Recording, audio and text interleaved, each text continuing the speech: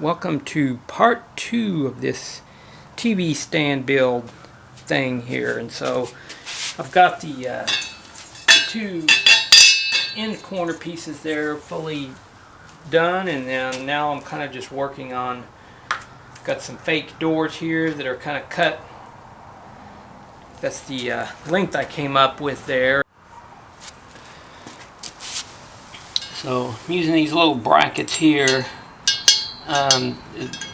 just as far as a little spacer to get the correct depth for my plywood. It's the same thickness, so I made a series of these little brackets and I'll weld those in place just like so, and then the plywood will fit, well, on the other side, but in the correct depth there, so it'll be flush with the outside.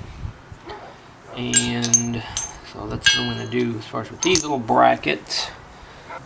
This is just kind of a, this is going to be the other little bracket that the legs are going to mount on, and kind of made it, you know, rather than just a straight 45, made it out a little, and it's going to be a 3/16 thick metal, so that should be sturdy enough. But cut one of the legs just to start with there, and it's going to mount basically like that. It'll angle out slightly, but that bracket being out a little bit, the leg angles out, but it's going to have a little foot pad there, but it's still, I've got a good 3/8 of an inch clearance from the outside edge of the bottom of the frame there, so it shouldn't stick out any further than with the sides or the back of the frame there, the total stand will butt up to there. So yeah, I made a little jig so I can cut 4 identicals to this, so about a 15-degree cut there. Okay, so kind of the dimensions that I came up with for the length of each sliding door there, it's going to be 23 3/4 inches. So the basic distance from, you know, this point of where the corner piece is going to be to that side is 70 inches. So got 23 3/4 on each door, and then 22.5 in the center. What that's going to allow me to do is, if I have a, you know, a guide tab that keeps the door lined, you know, from, you know, it'll stay stable on the top, but in the bottom, you know, I need a tab to keep it from swinging around. But if that tab is right here on the end, if I slide it all the way to where it touches this door, the tab is always going to be hidden there, because that basically is flush on either end. And then also that's going to allow me to, you know, have a little partition or a divider, if you will, there in the, you know, so that'll, you know, kind of divide the sections up there, and then it'll also, that will always be basically, the edge of it will always be hidden as well. So now at this point I just need to determine where I need to put my brackets on, you know, for the bearings there, and I'm thinking about maybe 6 inches in, and then that's also going to allow me to determine, you know, the length of this slot that I'm going to be cutting, you know, for a guide there for the brackets that are housing the bearings to roll around in. So this is basically the, you know, kind of just to cut away the angle there. This is my little bracket. Lay that out with, I got a little spacer, and then my bearing, which is going to sit somewhere right in here. So just kind of measuring distance-wise, it looks like I'm going to need to make my cut about 3/8. It's like about 3/8 of an inch. And if I do the bearing set 6 inches in on either side, that's going to mean, you know, basically I've got to make approximately a 5-foot long slot. So got these little cut off discs. I don't really have any other way to do it, so I guess I'll just, you know, mark a line and kind of freehand it. So yeah, that's what we're going to do next.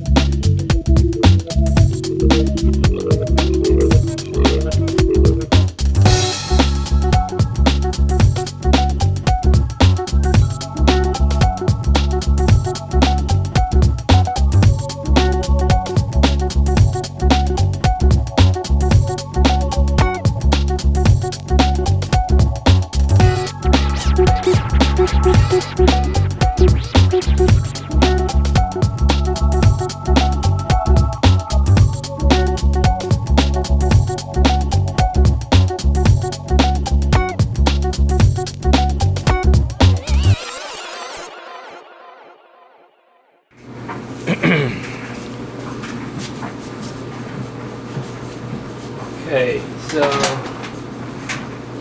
got the two end pieces here basically done, and using this and just kind of as a to help square this up. But got two of the long ends, and then I'm clamped down and I'm about to tack this the long end piece there. So everything seems pretty square. This and it's got a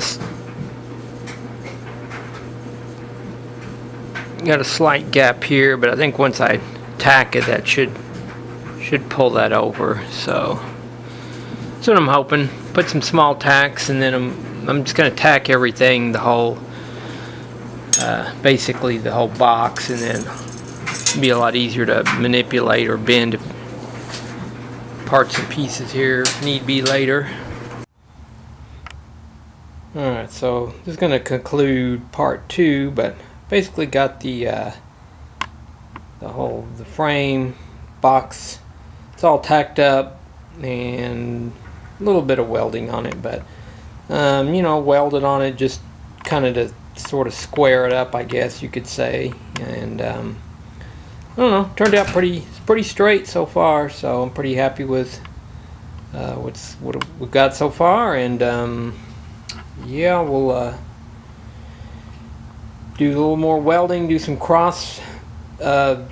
more cross braces for the top and bottom, and kind of still working out the divider plan. So cover that in part 3, and that's going to do it for this one. So thanks for watching.